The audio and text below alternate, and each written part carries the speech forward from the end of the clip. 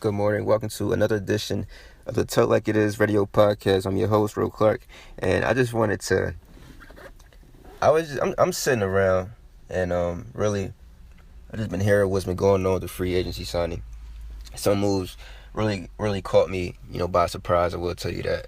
So like a lot of stuff I really haven't been speaking on because I'm kind of waiting to see where the pieces may fall. You could say, but this Rudy Gay signing and the Avery Bradley trade just caught me by surprise. For one, the one thing I want to jump into is the Rudy Gay. Now for the Spurs, like I feel as though I didn't see it coming. I feel as though this is a great signing, something that could help them out.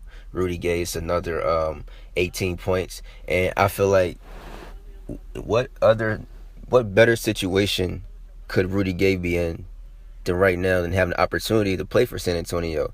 For one, he's just playing for a good organization. For two, he's playing for a great head coach.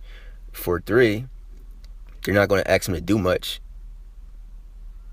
And for four, he has Kawhi Leonard. He has great veteran leadership on that team. Now, a lot of people might looking at it as, Rudy Gay don't really have the playoff experience. He played in one playoff series, which I believe he's with Memphis. They played the Clippers, whatever, Game 7, and that's pretty much been it. Then he went out last year with a terrible injury, which is really hard to come back off of, and I feel like it's scary, and it's kind of one of my fears, and at the same time, I put it along with like tearing your ACL, your MCL, but he came back off the Achilles injury. So if he can bounce back and be the Rudy Gay who he was a few years ago, then I think this is a viable pickup for San Antonio. And at the same time, they got him for 1 year. It's a 1 year deal, $8 million. He got the player option, I believe. And I feel like he's gonna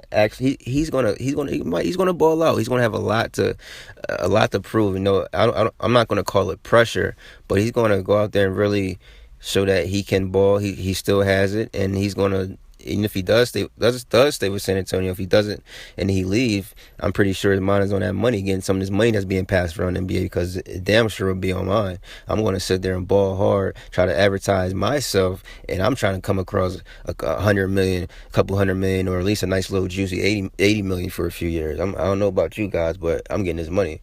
So, and it also, what I like about it, it gives San Antonio a little bit of oil.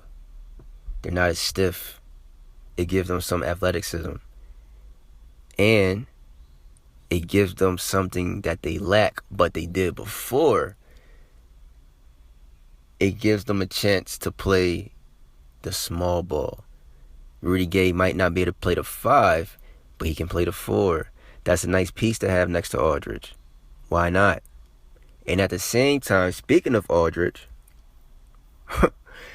after what I seen in the postseason, when Leonard went down, I'm giving you the ball, Aldridge, because you're my second best player, second best option on the team. I'm giving you the ball, and it's hot potato. You passing it back. You're not looking to score.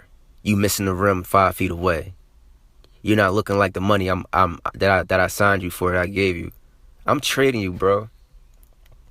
If that's what I'm going to get, if you're going to give me a great season and not even a mediocre postseason, and I'm paying you the big bucks, so you want to come into work and pretty much take long breaks, break when you want to, call out when it get busy. That's how I'm looking at it, bro. It's time to go, because I was really disappointed in Aldridge, and for all this, he just should have stayed with the Blazers. He can't do it by himself. Even when he's with Portland, yeah, he had great numbers, but Dame was still closing out. Dame was still being Dame. Dame was still dropping 40 pieces. Dame was still dropping 50 pieces. Dame was still hitting clutch shots. Dame was consistent every night. LaMarcus wasn't. Let me switch sides to this Bradley though. Bradley side. This Bradley trade. First of all, Celtics is stupid. Danny Ainge is dumb. From the rip. First of all, you gave up. These guys gave up too much to get Hayward. And what I mean by that,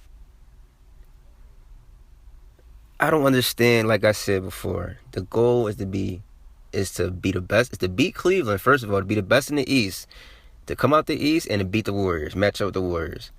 Why the hell are we giving up my second best scoring option and one of my best defenders, especially on a two guard defender who can do who contributes on both sides of the ball? Why couldn't we give up why couldn't y'all give up a freaking Crowder and a Smart? Guys that won't make you nor break you if you lose them.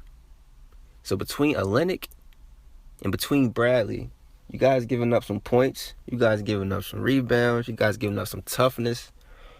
You guys giving up some defense for Hayward, who's I consider like a Paul George. He's an all-star at best. He's not a superstar.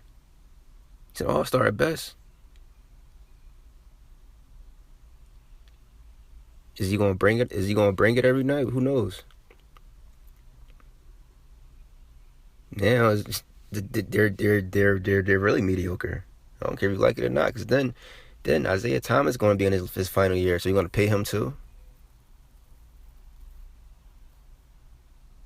I just don't understand it. So now when you guys play Cleveland, who's going to lock up? I'm not going to say lock up, but who's going to be the first one to jump up and say, "Hey, I got Kyrie"? Who's going to really defend Kyrie? Crowder's going to do it. Smart's going to do it. Okay. Yeah, okay. So I'm going to sit back, finish watching these trades go down until this free agency is over. But some of these moves, I'm like, God, damn. I just don't understand it half of the time. It's just my opinion. I just don't understand. So talk to me, guys. Message me. Comment. Let me know what you think of all the free agency frenzy that's been going on. The trades, the signings. Everything. And how do you feel about Rudy Gay in San Antonio? How do you see them doing? How do you see them matching up coming out in the West? And do you agree with the Celtics and Danny Ainge getting rid of Avery Bradley for Morris? Holla at me.